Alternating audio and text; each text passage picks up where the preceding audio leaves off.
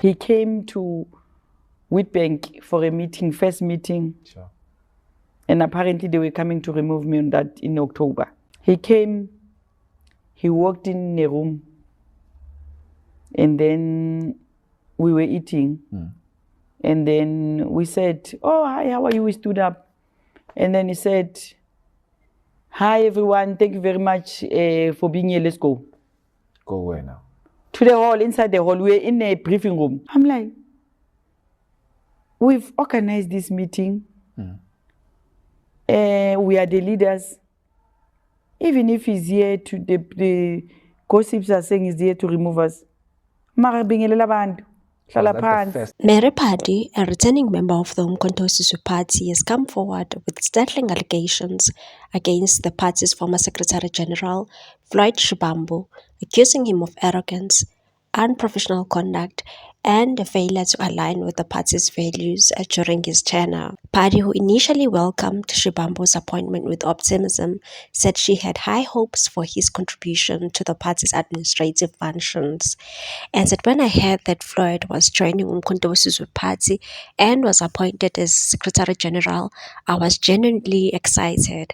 I believed that his political experience, he would strengthen our administration." However, she claims her optimism quickly turned into delusionment after their first interaction, and said from the very beginning, Floyd was rude. He didn't even greet us properly. What I saw in him was arrogance, not leadership.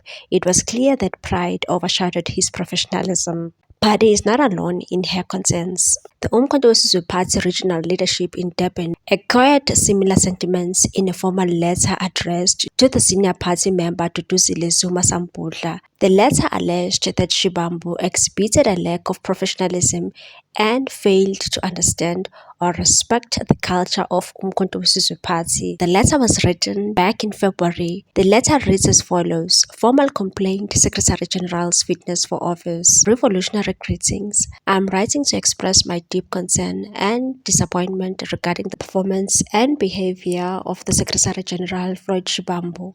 Unfortunately, I have come to the realization he is not fit for office. The reasons for my complaint are as follows. Lack of leadership. The Secretary General has consistently demonstrated an inability to provide effective leadership, guidance, and direction to the organization. Poor decision-making is evident to Secretary General's leadership when you make decisions without consulting relevant stakeholders, leading to unwise choices.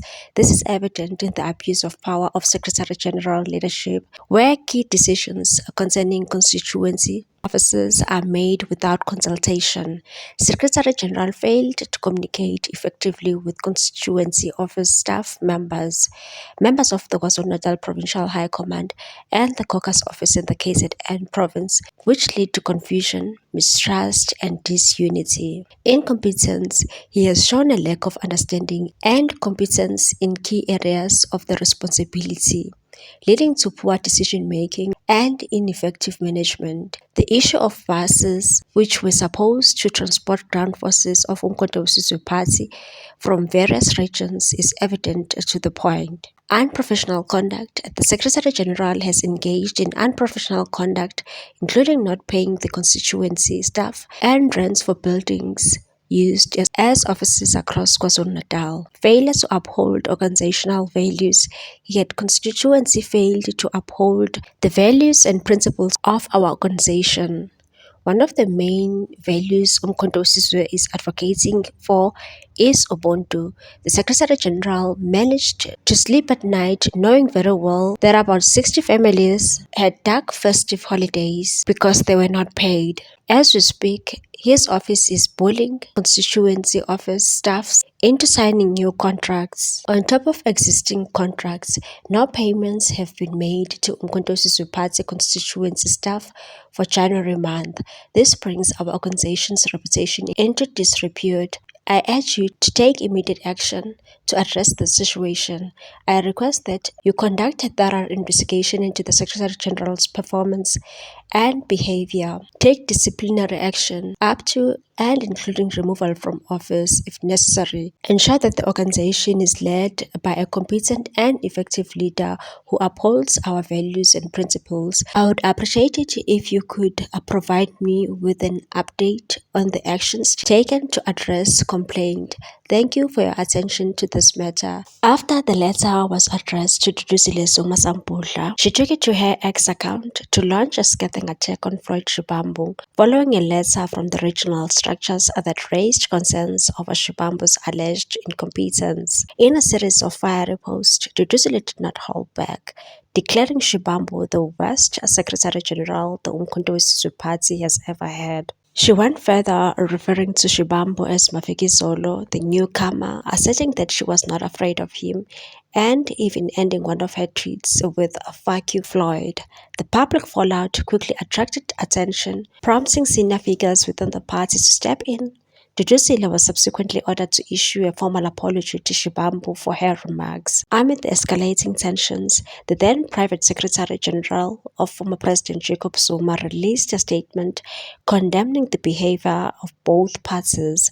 The statement highlighted the internal discord and labeled both Shivambu and Zuma Sampudla as incompetent, urging the party leadership to address the matter urgently and uphold discipline within the ranks. The letter reads as follows: hide nothing from the masses of our people, tell no lies, expose lies whenever they are told, mask no difficulties, mistakes, failures, claim no easy victories. Having noted reckless, vulgar, and immature rants on X by Comrade Duduzile Zuma, painting the Umkhonto weSizwe Party Secretary General Comrade Fred Shivambu as incompetent, I wish to clarify to the MK Party faithful and sympathizers that Duduzile is the last person to call anybody incompetent.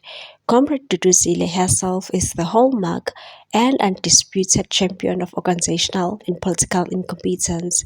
She is in the cause of many of the problems that besiege our beloved movement. I say this with authority, having inherited the office of Private Secretary to the President of Umkhonto weSizwe Party, Comrade Jacob Zuma, from her.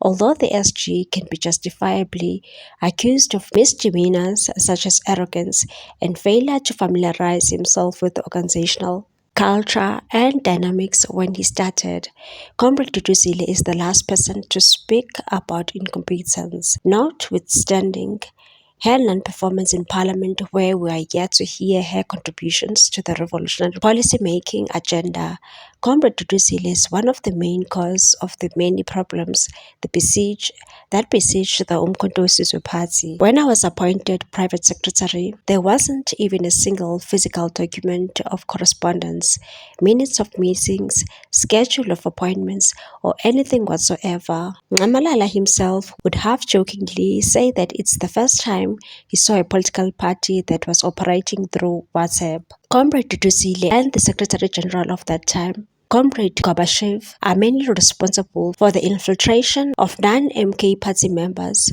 onto the national parliament and provincial list. The party continues to lose court cases because of their sheer laziness and incompetence, having failed to compile and or audit the list. I should also commend her on what she excels on. Comrade Duduzile is a master of plotting, slander, and gossip. She has derailed and possibly destroyed many political careers.